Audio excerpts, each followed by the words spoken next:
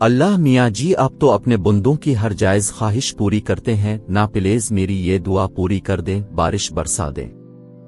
دایان ایک بہت ہی نیک اور سمجھدار لڑکا تھا، پڑھائی لکھائی میں دل لگانے والا اور اپنے بزرگوں کی اطاعت اور عزت کرنے والا۔ دایان جس گاؤں میں رہتا تھا وہ گندم کی فصل کے حوالے سے بہت مشہور تھا، پر اس بار پورا سال بارشیں نہ ہونے کی وجہ سے زمین فصل کے لیے بالکل تیار نہیں تھی۔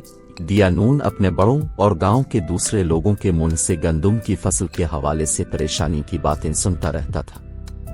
ایک دن دایان کے ابو اس کی امی سے بات کر رہے تھے کہ گھر کی مرمت کے لیے انہوں نے قرض لیا تھا اور فصل کی کٹائی پر ادائیگی کا وعدہ کیا تھا، پر بارشیں نہ ہونے سے تو اچھی فصل کی کوئی امید ہی نہیں۔ دایان کے ابو قرض کی ادائیگی کے لیے بہت پریشان تھے۔ دایان اپنے ابو سے بے پناہ محبت کرتا تھا، وہ ان کی پریشانی کا سن کر بہت پریشان ہو گیا تھا۔ اس کو سمجھ نہیں آ رہا تھا کہ اپنے ابو کی پریشانی دور کرنے کے لیے کیا کرے۔ اسی پریشانی میں وہ قرآن کا سبق پڑھنے مسجد چلا گیا۔ مولوی صاحب نے سبق سنتے ہوئے دایان کی بے دھیانی خاص طور پر محسوس کی۔ چھٹی کے بعد جب سب بچے جا رہے تھے تو مولوی صاحب نے دایان کو روک لیا۔ سب بچوں کے جانے کے بعد مولوی صاحب نے دایان سے پوچھا کہ بیٹا کیا بات ہے، آج تم کس سوچ میں گم تھے؟ دایان نے ان کو ساری بات بتائی۔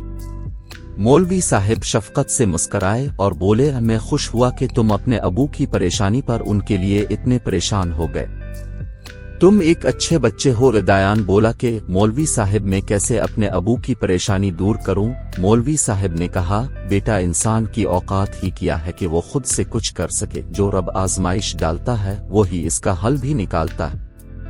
دایان بیٹا تم اللہ سے اپنی پریشانی کا حل مانگو اور پورے یقین سے مانگو، اللہ اپنے بندوں کی ضرور سنتا ہے۔ مولوی صاحب سے بات کر کے دایان بہت خوش ہو گیا۔ رات سونے سے پہلے دایان نے امی سے کہا کہ صبح اسے نماز کے لیے ضرور جگائیں۔ صبح اس نے دل لگا کر نماز پڑھی اور پورے خلوص سے اللہ سے اپنے ابو کی پریشانی کے لیے دعا مانگی اور بارش کا انتظار کرنے لگا۔ پورا دن گزر گیا پر بارش نہ ہوئی، پر دایان ہر روز لگاتار نماز ادا کرتا رہا اور دعا مانگتا رہا۔ کافی دن گزر گئے۔ دایان ایک بار پھر مولوی صاحب کے سامنے اپنی پریشانی لے کر گیا۔ مولوی صاحب بولے، دایان بیٹا اپنا یقین ٹوٹنے مت دینا، بعض اوقات اللہ کو اپنے بندوں کا ماننے کا انداز اتنا پسند آتا ہے کہ اللہ چاہتا ہے کہ میرا بندہ بار بار مانگے۔ اگلی صبح دایان پھر پورے دل سے نماز کے لیے کھڑا ہوا اور نماز کے بعد دعا کے لیے ہاتھ اٹھائے۔ پیارے اللہ میاں جی، مجھے معلوم ہے آپ مجھ سے بہت محبت کرتے ہیں اور چاہتے ہیں کہ میں ہمیشہ آپ سے ایسے ہی اپنے دل کی باتیں کرتا رہوں۔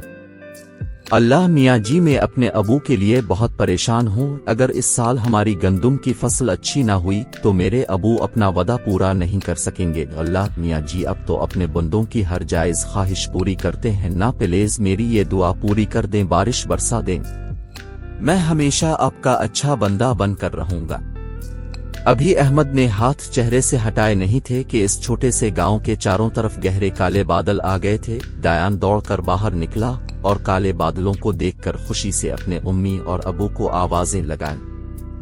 امی ابو آئیں، دیکھیں میری دعا قبول ہو گئی۔ اللہ میاں جی آپ کا بہت شکریہ، آئی لو اللہ میاں جی۔ چھم چھم برستی بارش میں زمین پر امی ابو اور آسمان پر فرشتے اللہ کے اس ننھے بندے کی پہلی دعا کی قبولیت کی خوشی کو دیکھ رہے تھے۔